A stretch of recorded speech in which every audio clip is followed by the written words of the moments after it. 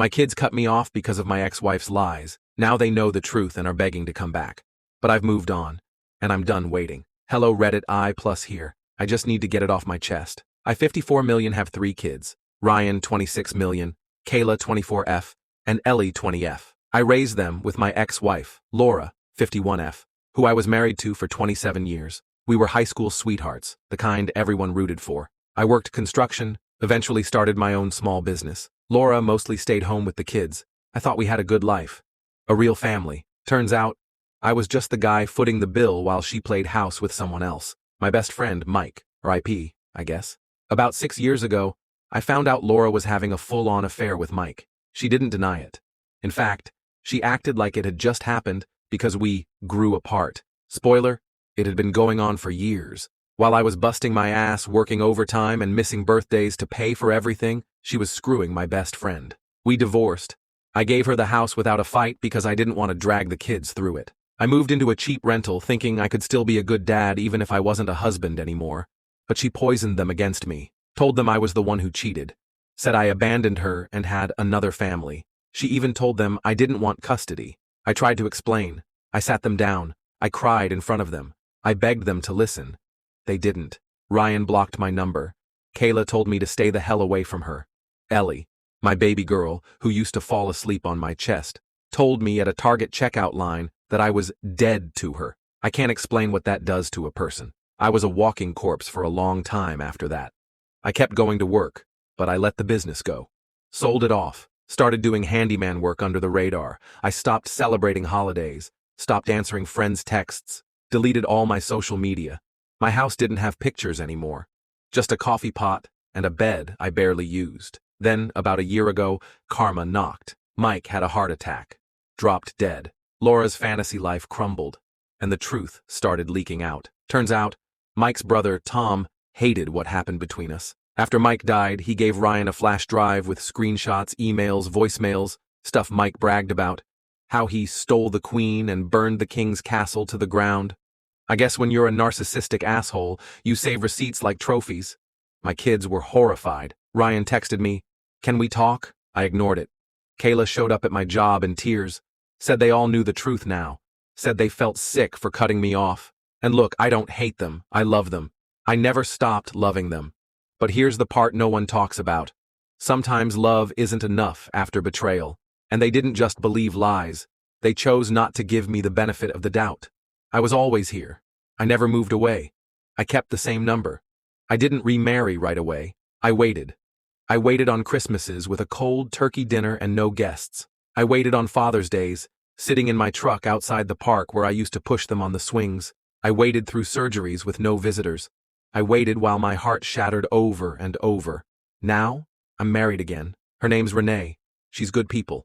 Met her during a bathroom remodel gig. She was kind when I didn't think I deserved kindness anymore. We live on a lake now in a small, fixer-upper home with peace and sunlight and coffee on the deck. When Ryan called me again last week, asking if they could all come for my birthday, I told him no. I told him I forgave them, but I wasn't going backward.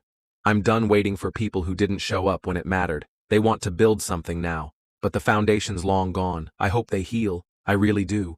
But me? I'm finally home, and they're not part of that anymore. This part's heavy. After I told my kids I wasn't interested in rebuilding anything, I figured that was that. But about 2 weeks later, I get a call from a number I didn't recognize. It was Ellie, crying. I damn near dropped the phone. She apologized, like really apologized. Said she didn't expect forgiveness but needed to say her piece. Said she'd spent the last year going through therapy after breaking up with a toxic boyfriend, and it opened her eyes to how easily people can manipulate emotions when you want to believe the best about them. She said she realized Mom had been doing that her whole life. She never stopped making herself the victim, even when she was the one holding the knife. Apparently, Ryan and Kayla confronted Laura after they saw everything Mike's brother gave them. Instead of admitting the truth and being honest, she doubled down at first, said Mike forced her, said I had pushed her away, said I wasn't affectionate enough, and that Mike was there in her time of need. Ryan lost it. He told her that she didn't just lie, she ripped their dad out of their lives. He told her she destroyed their childhood for nothing but selfishness and pride. He said, and I quote, "You didn't cheat on Dad, you cheated on us." Kayla apparently walked out mid-conversation. She hasn't spoken to Laura since. Ellie told me she moved in with her boyfriend and blocked her mom's number. The best part? Laura showed up at my house, on my porch, crying, begging to talk, saying, we could have worked through it, and I didn't realize what I was doing. Renee was home. She saw the whole thing from the kitchen window and calmly stepped outside and asked her to leave, but not before she told her, you didn't just lose a husband.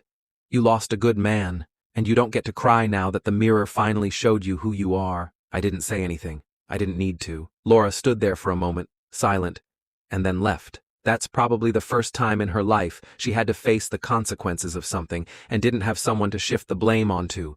As for the kids, Ryan still texts sometimes. He updates me on how therapy is going. He told me he started coaching Little League and thinks about me every time he gives one of the kids a pep talk. Kayla sent Renee a thank you card. Said she was grateful someone was treating her dad right. And Ellie? She sent me an old photo of us.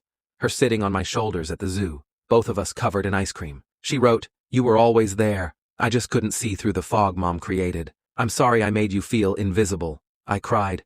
Renee held me, and I cried harder than I have in years. I still haven't seen them in person. I don't know if I ever will. I told them I'm not ready, and they respected that. And that is all I ever wanted. Respect, accountability, and peace. Funny thing is, I always thought the worst pain was being cut out of their lives, but it wasn't. It was realizing that even if they did come back, I'm not the same man they left behind. And maybe that's okay. So, remember how Laura showed up at my house crying like she was auditioning for a soap opera? Well, buckle up. 2 days after that awkward porch scene, she sends me this long, emotional text saying she never stopped loving me, that she made a mistake, and misses our family. Renee saw it. She raised an eyebrow and said, does she think this is the Notebook or a rehab pamphlet? I choked on my coffee. Then, get this. Laura posted some dramatic crap on Facebook like, you don't know what you've got till it's gone. Regret dumber healing, truth hurts. Ryan commented, you knew, you just didn't care. And Kayla followed it up with, keep playing victim, Mom.